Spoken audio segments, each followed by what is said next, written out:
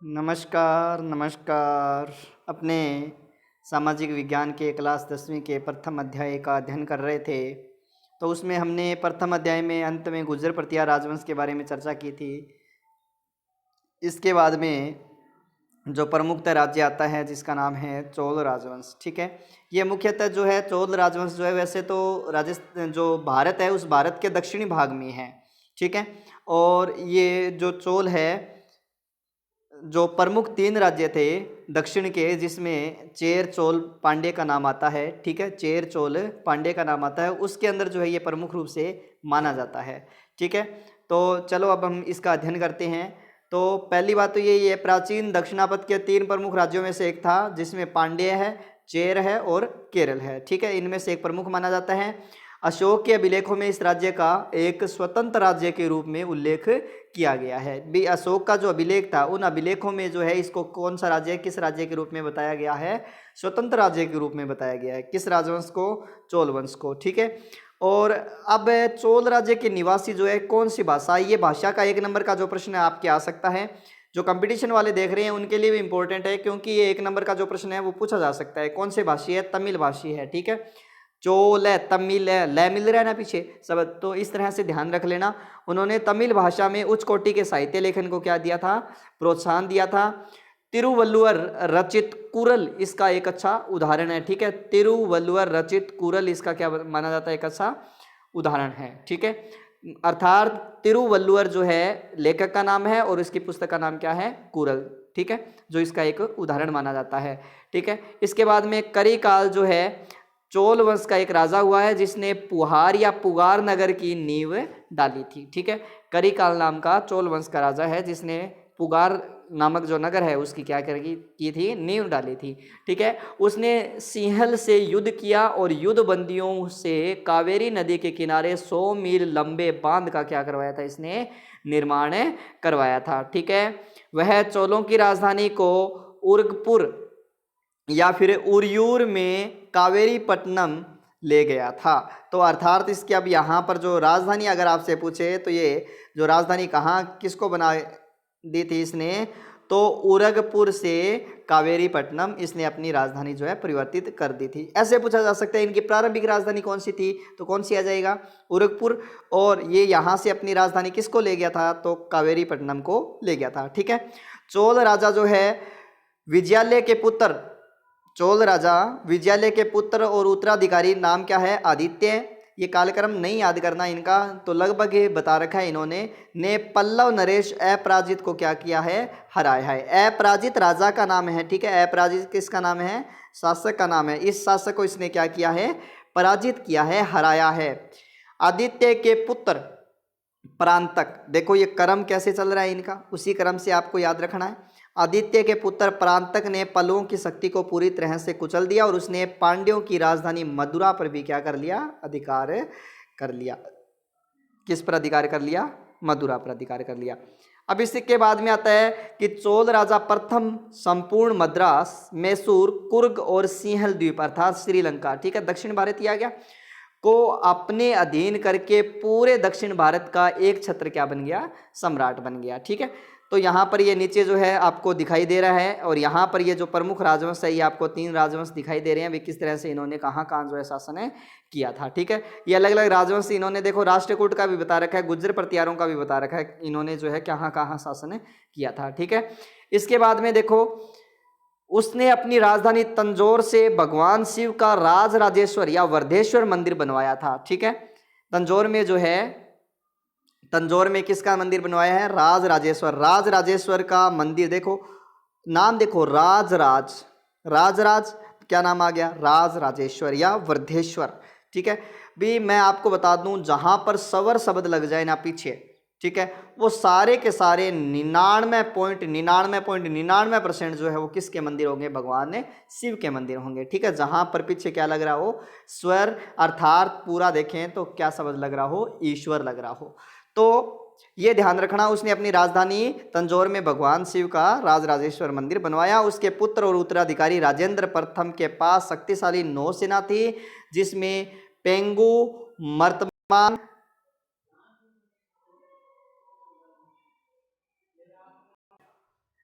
तथा अंडमान निकोबार द्वीपों को क्या किया था, इसने जीता था। ठीक है, उसने बंगाल और बिहार के शासक महिपाल से भी युद्ध किया था। ठीक है, महिपाल वही है अपने पाल वंश में जिसको पढ़ा था। ठीक है, उसकी सेनाएं जो है कलिंग पार करके ओड अर्थात उड़ीसा के अंदर है, दक्षिण कौशल, बंगाल और मगध होती हुई गंगा तक पहुंच गई थी। ये सारे के सारे हमने किस में पढ़े थे, सारे नाम जो अभी आ रहे हैं ये किस में पढ़े थे, हमने महाजनपद में पढ़े थे, पहली वीडियो में आप देखना।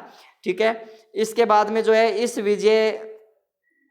इस विजय के उपलक्ष्य में उसने गंगे कोंड की उपाधि धारण की थी, अर्थात उस क्षेत्र को जीतने वाला, गंगा के क्षेत्र को जीतने वाला। उसका पुत्र और उत्तराधिकारी राजाधिराज चालुक्य राजा सोमेश्वर के साथ हुए कोप्पम के युद्ध में मारा गया था। ठीक है, परंतु वीर राजेंद्र ने चालुक्यों को कुंडल संगम के युद्ध में क्या कर दिया, परास्त कर पिछली हार का बदला ले लिया था। अब इसके बाद में जो है चोलों में शीघ्र उत्तराधिकारी के लिए बहुत युद्ध छिड़ गए थे। इसके फलस्वरूप सिंहासन राजेंद्र कुलोत्तुंग प्रथम को प्राप्त हुआ था। भी इसके बाद में सिंहासन पर कौन बैठा, राजेंद्र कुलोत्तुंग प्रथम बैठा था। और राजेंद्र कुलोत्तुंग की जो है माँ चोल राजकुमारी और पिता चालुक्य राजा का स्वामी था। इस प्रकार कुलोत्तुंग ने चालुक्य चोलों के एक नए वंश की क्या कर दी, स्थापना कर दी। और उसे 40 वर्षों तक जो है उसने 40 वर्षों तक क्या किया, शासन किया। ये बहुत इंपॉर्टेंट है भाई, 10वीं क्लास के लिए चोल प्रशासन बहुत ही इंपॉर्टेंट है, क्योंकि यहाँ से एक 4 नंबर का प्रश्न आता ही आता है, पक्का ही आएगा। चोलों का प्रशासन ग्राम पंचायत प्रणाली पर आधारित था, जैसे आज का प्रशासन है ग्राम पंचायत है ना। ठीक है, प्रशासन की सुविधा की दृष्टि से चोल राज्य 6 प्रांतों में बंटा हुआ था। ठीक है, अब 6 प्रांत जैसे मान लो ये भाग है, ये मान लो चोल राज्य है, तो ये कितने प्रांतों में हो गया, 6 में हो गया, 1 2 3 4 5 और 6, इस तरह से 6 प्रांतों में हो गया। और ये जो 6 प्रांत आपको दिखाई दे रहे हैं, ये जो 6 प्रांत है, ये 6 प्रांत क्या कहलाते थे, तो मंडलम कहलाते थे। ठीक है, ये 6 प्रांत जो है वो क्या कहलाते थे, मंडलम। भी चोल जो है ग्राम पंचायत प्रणाली पर आधारित था, जैसे वार्ड बंटे हुए हैं उसी तरह से ये जो है प्रांतों में बंटा हुआ था। ठीक है, मंडलम के जो विभाग हैं या उप विभाग हैं, ठीक है, उन उप विभागों को क्या कहा जाता था, कोट्टम। और कोट्टम के बाद जो उसके उप विभाग आएंगे उन उप विभागों को क्या कहा गया, नाडु, कुर्रम और ग्राम होते थे। कोट्टम के उप विभाग जो है नाडु, फिर उसके बाद कुर्रम और फिर उसके बाद क्या होते थे, ग्राम होते थे। अर्थात अगर हम सीधी बात करें तो पहले क्या नाम आएगा, ग्राम, ठीक है, फिर कुर्रम, फिर नाडु। ठीक है, इस तरह से याद रखना। नाडु के बाद में कौन सा क्षेत्र आ जाएगा, कोट्टम आ जाएगा, और कोट्टम के बाद में कौन सा आ जाएगा, मंडलम आ जाएगा। इस तरह से जो ये क्षेत्र क्या है कि विस्तृत है या बंटे हुए थे इन भागों में। अब इसके बाद में अभिलेखों में नाडु की सभा को नाट्र और नगर श्रेणियों को नगरतार कहा गया है। ये प्रश्न इंपॉर्टेंट है भाई, आपको अगर चोल प्रशासन में आप अगर इतना याद करोगे तो भी बहुत बढ़िया है, बहुत अच्छे नंबर मिल सकते हैं आपको, 4 में से 4 नंबर मिल सकते हैं आपको इस प्रश्न में। अब आगे देखो, गांव के प्रतिनिधि प्रतिवर्ष नियमित जो है या नियमित निर्वाचित जो है होते थे, और प्रत्येक मंडल जो है या प्रत्येक मंडलम को तो स्वायत्तता प्राप्त थी, लेकिन राजा को नियंत्रित करने के लिए कोई केंद्रीय विधानसभा नहीं थी।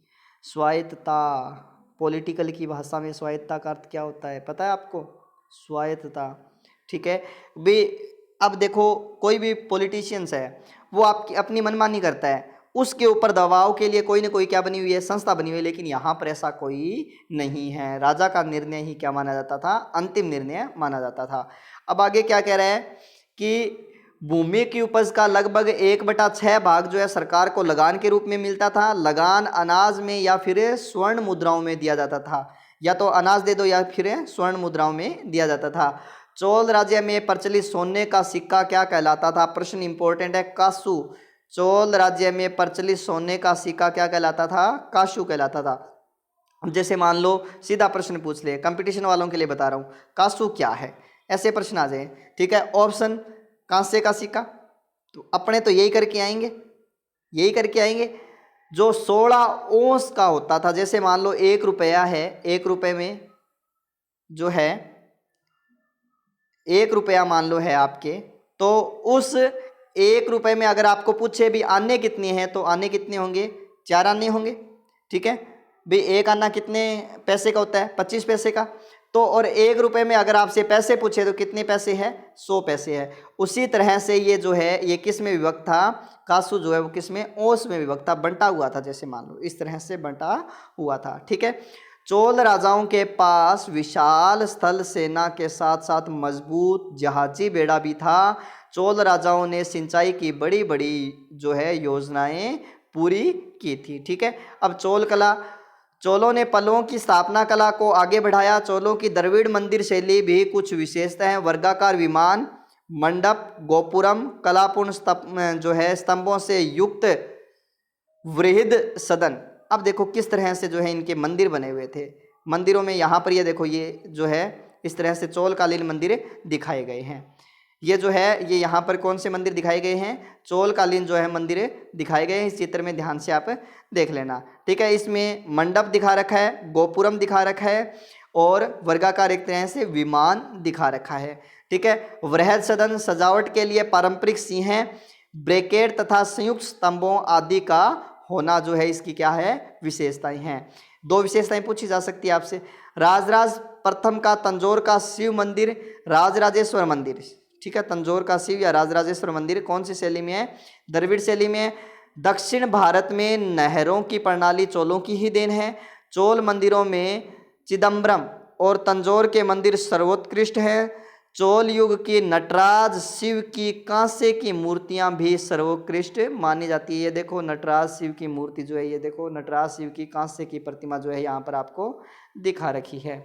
इसके बाद में जो है चोल युग की नटराज शिव की कांसे की मूर्तियां जो है सर्वोत्कृष्ट मानी जाती है। मंदिरों की गोपुरम शैली का विकास इसी युग में माना जाता है। अब इसके बाद में है समाज। समाज जो है चोल राजा शैव धर्म अनुयायी थे।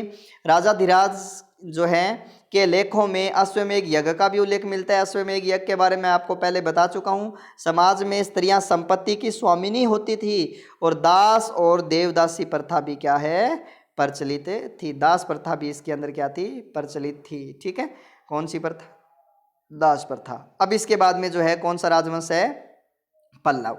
इस वंश के शासक कौन कौन है, अर्काट जो है, मद्रास, त्रिचनापल्ली, ये क्षेत्र के नाम आ रहे हैं। ठीक है, तथा तंजौर के आधुनिक जिलों पर क्या करते थे, शासन करते थे। फिर कौन कौन से क्षेत्रों पर ये जो है शासन करते थे, तो अर्काट, मद्रास, त्रिचनापल्ली, तंजौर। ठीक है, ये सारे के सारे जो है यहाँ पर शासन, ये जो चेन्नई है उसके आसपास के क्षेत्र है वर्तमान में। शिलालेखों में पहले पल्लव राजा का उल्लेख कांची के विष्णु गोप का मिलता है। ठीक है, और पल्लवों में सिंह विष्णु 6ठी शताब्दी ईस्वी के उत्तरार्ध में सिंहासन पर बैठा था। उसके बाद लगभग 2 शताब्दियों तक पल्लवों ने राज्य किया, परंतु पल्लव राजाओं के नाम महेंद्र वर्मा प्रथम लगभग 600 से 625, नरसिंह वर्मा प्रथम, महेंद्र वर्मा द्वितीय, परमेश्वर वर्मा, नरसिंह वर्मा द्वितीय, परमेश्वर वर्मा द्वितीय, इसके बाद में है नंदी वर्मा, फिर नंदी वर्मा द्वितीय, फिर अपराजित। ठीक है, ये पल्लव शासक हैं। पल्लव शासकों के नाम आपके सामने इस तरह से दिए हुए हैं, इनको आप सारणीबद्ध लिख लेना। महेंद्र वर्मा महान वास्तु निर्माता था। उसने पत्थरों को तराश कर क्या बनवाए थे, अनेक मंदिर। ठीक है, कला के लिए प्रसिद्ध मान लो एक तरह से। महेंद्र वर्मा प्रथम ने मत विलास प्रहसन नामक क्या लिखा था, नाटक लिखा था। इंपॉर्टेंट है, सीधा ही प्रश्न पूछ लेंगे। मत विलास प्रहसन जो है इसके रचयिता कौन है या इस नाटक की रचना किसने की थी। ठीक है, उसने महेंद्र तालाब भी खुदवाया। उसने लगभग 610 ईस्वी में चालुक्य राजा पुलकेशिन द्वितीय जो है उसे जो है चालुक्य राजा पुलकेशिन द्वितीय ने क्या कर दिया था, पराजित कर दिया था। महेंद्र के पुत्र तथा उत्तराधिकारी नरसिंह वर्मा, ठीक है, महामल ने 642 ईस्वी में पुलकेशिन द्वितीय को क्या किया, परास्त किया और उसकी राजधानी जो है वातापी पर क्या कर लिया, अधिकार कर लिया। परंतु चालुक्यों ने 655 ईस्वी में जो है इस हार का क्या ले लिया था, बदला ले लिया था। ठीक है, इसके बाद अगर हम बात करें तो चालुक्य राजा विक्रमादित्य प्रथम ने पल्लव राजा परमेश्वर वर्मा को पराजित कर उसकी राजधानी कांची पर क्या कर लिया, अधिकार कर लिया। प्रारंभिक पल्लव राजाओं ने मामल्लपुरम तथा महाबलीपुरम। ठीक है, एक ही नाम है ये, मामल्लपुरम या महाबलीपुरम। ज़्यादातर आपको नाम कौन सा है, महाबलीपुरम देखने को मिलेगा। इस नगर की क्या की थी, स्थापना की थी, और वहाँ पर 5 रथ मंदिरों का क्या करवाया, निर्माण करवाया। यहाँ चट्टानों को तराश कर मूर्तियाँ उत्कीर्ण की गई है। कांची में भी पल्लव राजाओं ने क्या बनवाए थे, मंदिर बनवाए थे। पल्लव शासकों में कुछ विष्णु के उपासक थे और कुछ शिव के उपासक जो है माने जाते हैं। विष्णु और शिव के उपासक माने जाते हैं किन शासकों में, पल्लव शासकों में। तो आज के लिए इतना ही, फिर आगे हम कौन से वंश की चर्चा करेंगे, चालुक्य वंश, और इसके बाद में जो आपके बाह्य आक्रमण या आत्मसातीकरण की चर्चा करेंगे। इसके बाद में आपके जो है प्रश्नोत्तर आ जाएंगे। ठीक है, तो आज के लिए इतना ही, धन्यवाद। आप इसको पढ़ लेना अच्छी तरह से।